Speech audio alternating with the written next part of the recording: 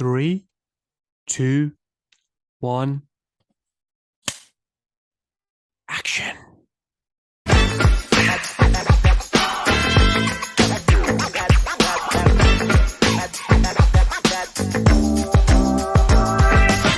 let me tell you something, brother. Hello, and welcome to another episode of the Wrestling in Film podcast, episode 34, to be exact. If I'm wrong, just let me know. I'm wrong a lot of the time, so it's okay. Don't worry about that. But I'm here today to talk about Queen of the Ring. Now, if you're a wrestling fan, you may have heard about this film. It's doing the rounds because of course, it has timeless Toni Storm, it has Kamille, the ever controversial wrestling historian, commentator, manager, Jim Cornette has a nice little role in the film. And yeah, it's been publicized, it's been talked about quite a lot, as this week in the US, Queen of the Ring drops on March 7th, on Friday, I believe, and it releases across the country. And of course, if you're stateside, I highly recommend you checking this out because I had the privilege of not only sitting down with the director, Ash Avildsen, which of course is why you're here, and we'll get to that very, very soon. But I had the privilege of actually watching the movie beforehand, and let me tell you, similar to Mick Foley, I can't say I had any real great expectations. Not to mean in a way that I went in thinking it was going to be bad. I just didn't know what to think from multiple levels. And also, I didn't know the story of Mildred Burke, which, as I mentioned in this interview to Ash, as a wrestling fan, after watching it, I was a bit like, how on earth did I not know this story beforehand? It's unbelievable. It's inspiring. It's so universal on so many levels. It, deals with, women empowerment and kind of breaking new ground for women, not just in wrestling, but just in general, in the world at a time where it was incredibly difficult and wrestling itself was illegal for women. I mean, it talks about race and, just so many different things, and, just the simple message of chasing a dream and doing it against all odds. It's really, really inspiring. Emily Bett Rickards, who plays Mildred Burke, does an incredible job. She has this wonderful balance of this empathy and sincerity, but this kind of grit and rugged toughness that I'm sure Mildred Burke had back in the day. It's just unbelievable. And how they balance the wrestling and kind of explaining the politics of the business, especially at that time, what wrestling is, obviously, to people who don't know. They even talk about things like shoot matches, which of course I talked about with Ash in this interview. Just so much is covered, and it's maybe 2 hours, and the fact that they've crammed this all in and this incredible story in this time and so done it so effectively, I think hats off, because there's certain challenges that they've had to deal with that even the Iron Claw, Fighting With My Family, didn't have to, and probably with a lot less money. So kudos to the team. Well done to timeless Toni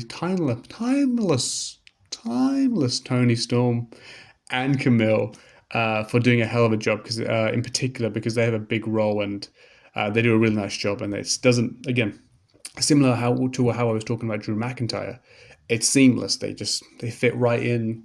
They feel and they look the part.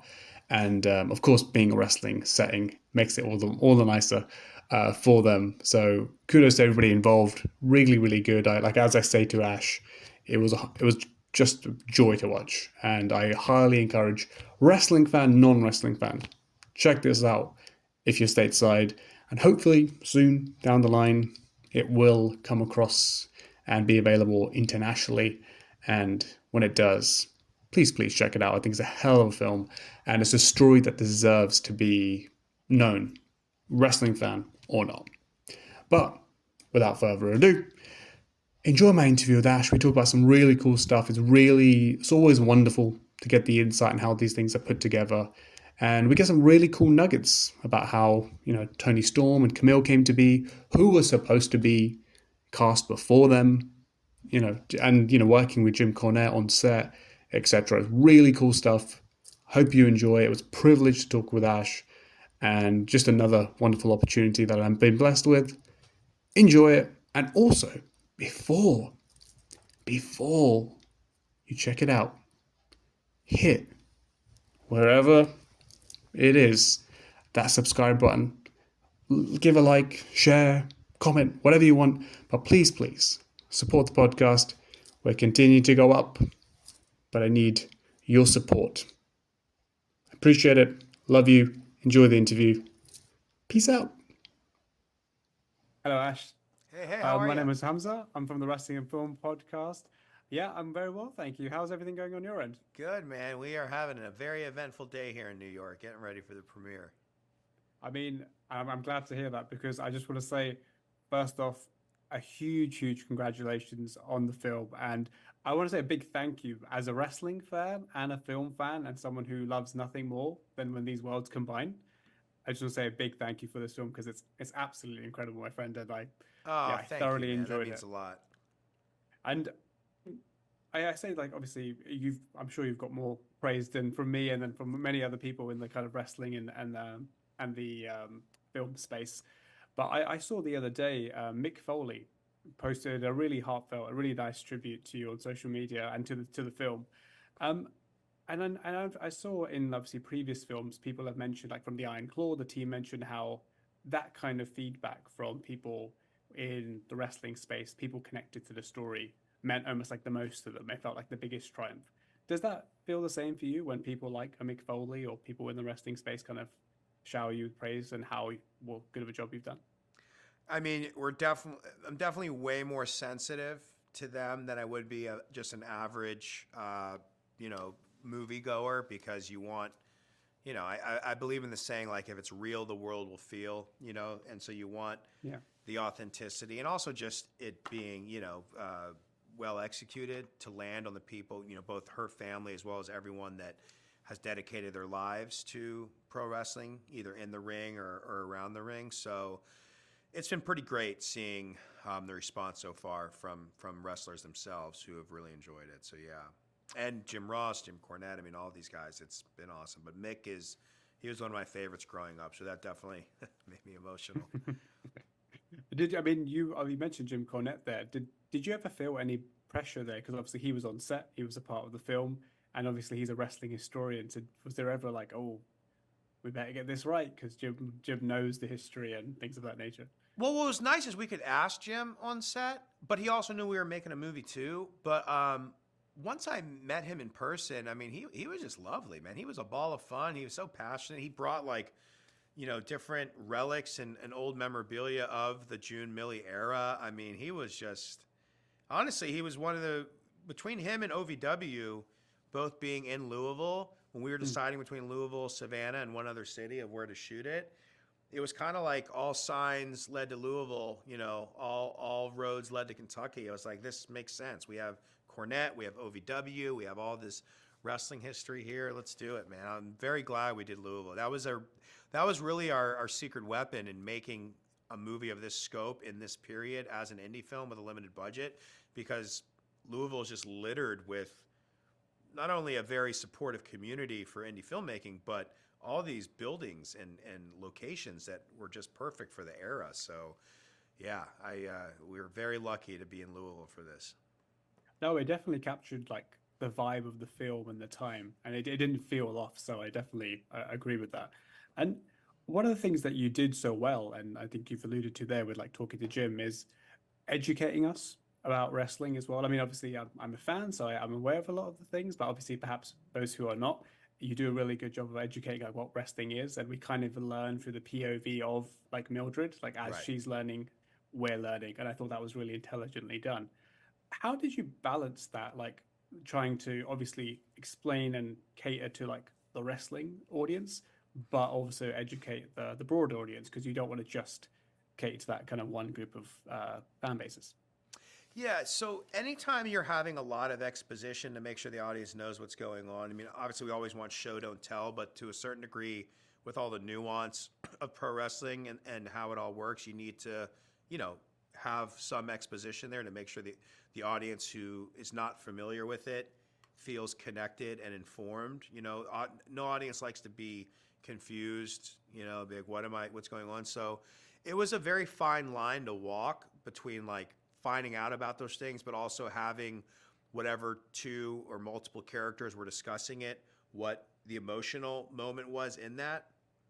So like when Billy's explaining to Mildred, you know, this isn't hockey or baseball, you know, athleticism doesn't have anything on $1 million look, and it's, you know, baby faces versus heels. There's also like a, you know, a romantic flirting nature of their walk, and he's explaining it to her, but he's also showering her with praise. And so I tried to balance it to where it wasn't just like, okay, we're explaining how this works and there's some emotional beat to each scene. But I appreciate you saying that, because a few different, you know, critics have mentioned that it, you know, it explains things without beating you over the head, and that's just really hard to do.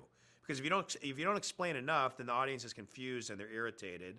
And if you explain too much, then they tar and feather you for being too much exposition, you know? So it's a very thin rope to walk there. Yeah, no, that's what I think impressed me so much. And especially you guys had, I think, what like films like Fighting With My Family, Iron Claw haven't had to deal with, because you dealt with like shoot matches and all of these things, so where the lines could get very murky, and to a non-fan, it could get very confusing. But you've, I think, kind of explained that so well that it flows very well.